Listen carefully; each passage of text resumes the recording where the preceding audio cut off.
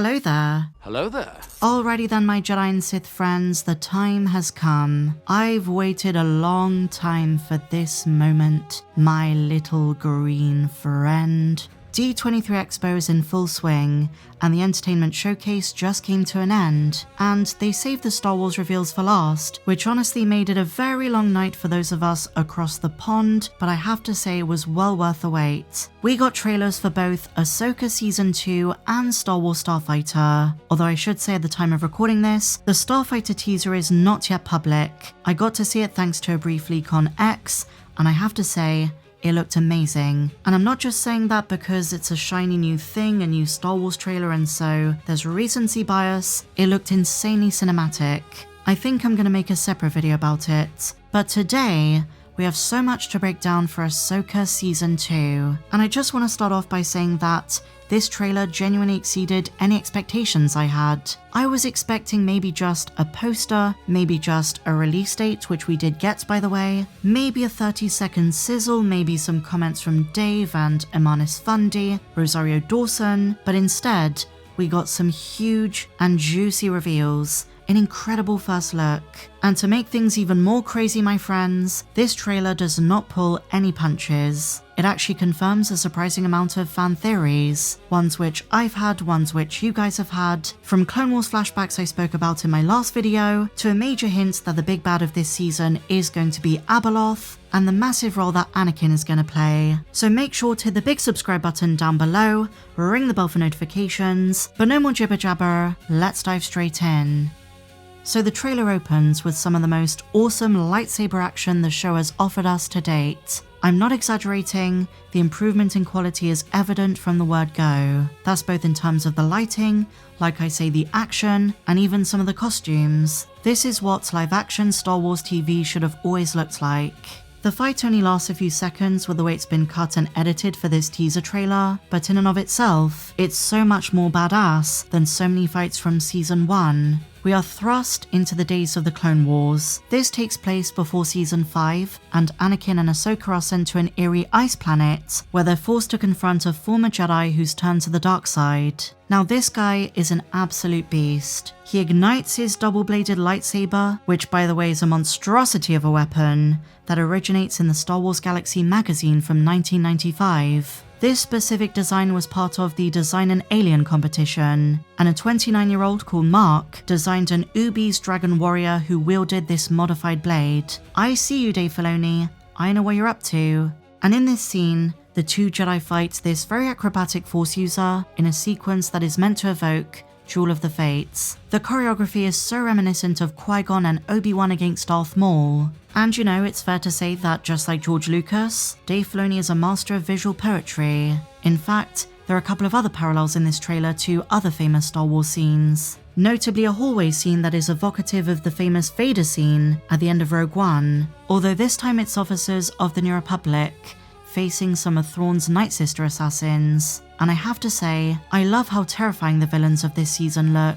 In addition to the Grey Mothers, both this teaser trailer and some of the concept art has confirmed there are more Dathomirian threats than you would expect. Even fricking Captain Enoch is gonna have some fight scenes. In this season, he's wielding a sword that is reminiscent of the Blade of Talzin, but they're not the same. The Blade of Talzin remained on Peridea after Ahsoka took it from Morgan Elsbeth. And just a quick note on the Nightsisters before we move on, we now have confirmation that the robes that were displayed at the Lucasfilm Pavilion are the latest iteration of Mother Klothow, which means that she's been recast, because Claudia Black, the original actress, confirmed that she will not be coming back.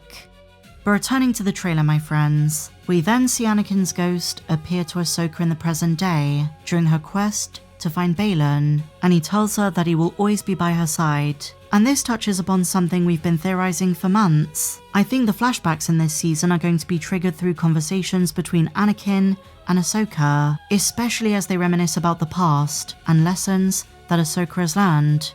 Some of the dialogue in this teaser also confirms that she's going to be reflecting on when she walked away from the Jedi. Could you imagine if they show us some of that arc in live action? Imagine a live action version of Anakin's duel with Barriss Offee. After all, she was the real culprit responsible for the crimes that Ahsoka was framed for. But I digress. Next, we have the most badass entrance for Grand Admiral Thrawn, and he announces to the entire galaxy, or should I say the citizens of the Empire, that he's returned. And just as his words are erroneous, he also declares war on what he calls the Rebel Alliance. So in his mind, he's resuming the same fight as when he left, when the Empire was still in power. He doesn't seem to want to acknowledge the authority of the New Republic. A couple of Thrawn Easter eggs you might have missed. We see a sculpture of the Salamiri from Star Wars Rebels. These force-repelling creatures originate in Heir to the Empire.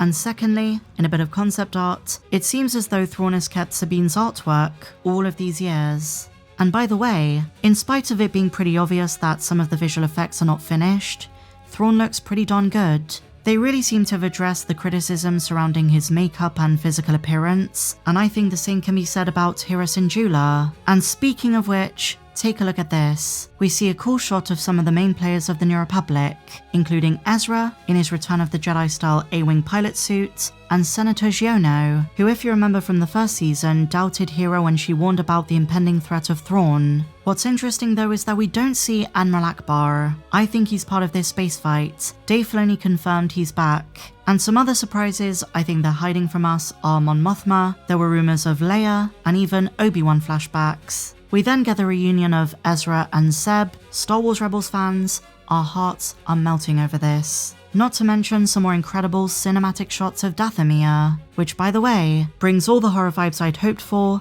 as soon as Thrawn landed there at the end of Season 1.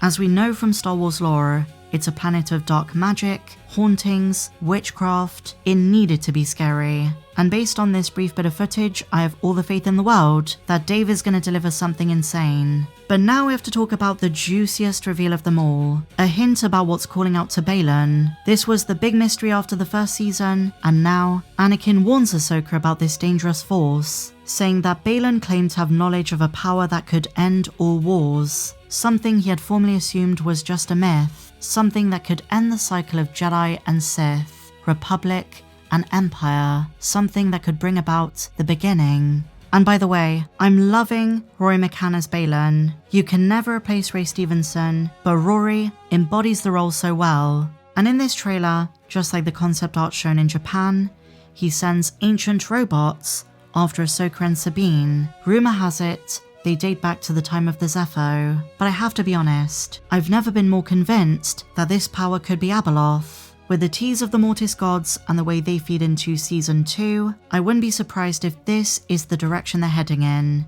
After all, the mother is the bringer of chaos, and if Baylan succeeds, there could be galactic consequences both in this galaxy and back home. As for Shin, she seems to be trying to regain favour with her former master. Baylan cast her aside. He told her they were on different paths, but it seems like Shin is trying to chase after him again. And when she catches up to him, he ignites his blade. He's defensive, and I'm assuming he doesn't want her back.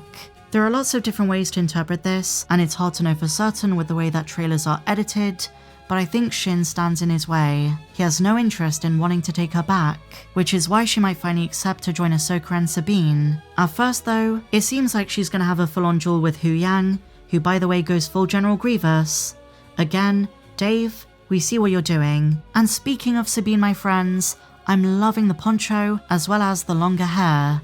After all, they've been on prettier for a long time at this point. The release date is January 20th. Super exciting stuff. I can't wait. I'm assuming the final trailer is going to drop sometime around Christmas, so a nice little treat to look forward to there. But what do you guys think? What did you make of this trailer?